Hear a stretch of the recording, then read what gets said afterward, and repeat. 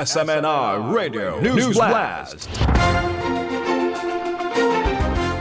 Sa pikas bahin gipadayag sa Cebu Provincial Government ubos sa liderato ni Governor Pamela Baricuatro ang suporta niini sa padayon nga pag-uswag sa lungsod sa Compostela.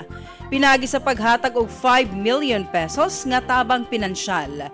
Gitunol kini ni Cebu Vice Governor Glenn Soco uban ni Board Member Mike Villamor ang pondo ngadto kang Compostela Mayor Felijor Quino atol sa selebrasyon sa Kumbira Festival sa munisipalidad.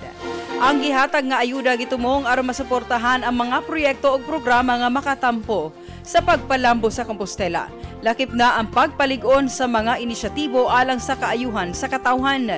Gipasalig sa pamunuan sa probinsya ang padayon nga pakigtambayayong sa mga lokal nga panggamhanan aron mapadayon ang paghatag og mga programa nga makatubag sa panginahanglan sa mga komunidad ug makapadasig sa laing kalambuan.